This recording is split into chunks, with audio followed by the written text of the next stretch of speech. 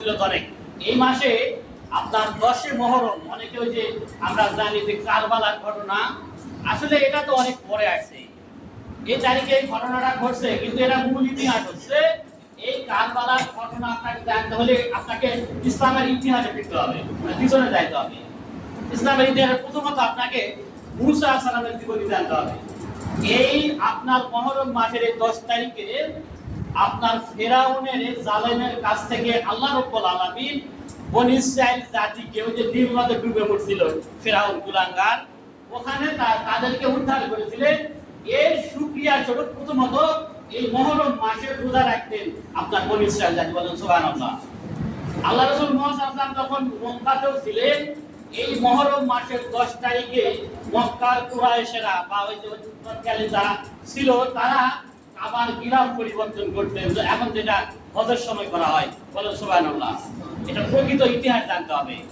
এরপরে আল্লাহ রাসূল মুহাম্মদ সাল্লাল্লাহু আলাইহি ওয়াসাল্লাম যখন মদিনায় আসলেন তখন দেখলেন বনী ইসরাইল জাতি রোজা রাখে।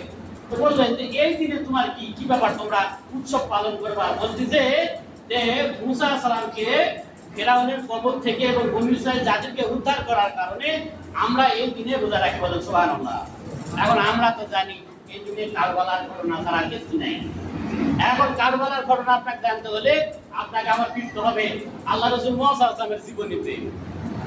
আর এই আল্লাহ রাসূল মুহাম্মদ সাল্লাল্লাহু আলাইহি ওয়াসাল্লামের জীবনের শতকরা 99 মুসলিম করতে পারে। আমি যে ঘটনাগুলো আপনাকে বলবো ইসলামের ইতিহাসের চতুর্থ পঞ্চম খণ্ড থেকে আপনাকে আমি এখন ইতিহাসে নিয়ে যাচ্ছি কারবালার ঘটনা কি।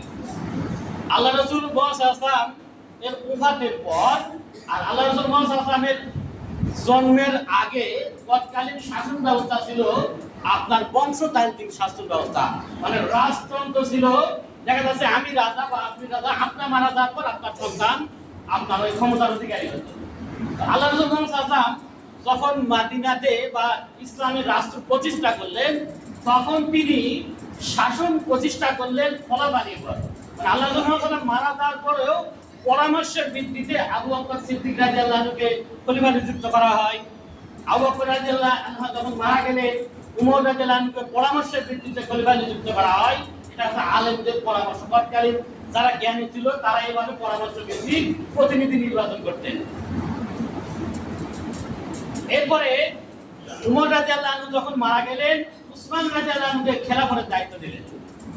মানে পরামর্শ উনি দেন নাই, পরামর্শের ভিত্তিতে। আপনাদেরকে পিছনে বোঝানোর কারণ আছে। এরপর উসমান রাদিয়াল্লাহু আনহু মারা গেলেন, মানে তাকে হত্যা করা হলো, এদিকেও এরাও হত্যা হয়ে গেল।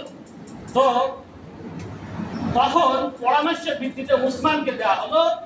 উসমানের শাসনামলের সময়ে আপনার তৎকালীন গভর্নর হলেন মুয়াবিয়া রাদিয়াল্লাহু আনহু। ইনি একজন সাহাবী ছিলেন।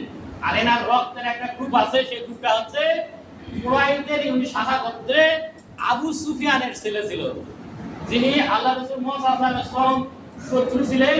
যখন মক্কা বিজয় হয় খেলায় করে ইসলাম গ্রহণ করেছিলেন। দেখো যে জীবন আর বাঁচছে না, ইসলাম কবুল না করে তার মাথা যাচ্ছে না, খেলায় করে দেখেন না অনেক সমাজে দল পরিবর্তন হলে দল পাল্টে ফেলায়।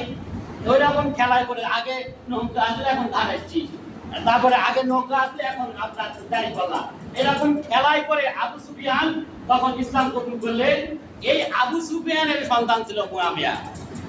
তো উসমান রাদিয়াল্লাহু যখন হত্যা করা হলো আলী রাদিয়াল্লাহু আনহুকে পরামর্শের ভিত্তিতে তৎকালীন যে সাহাবী ছিল ওনাকে দায়িত্ব দেওয়া হলো।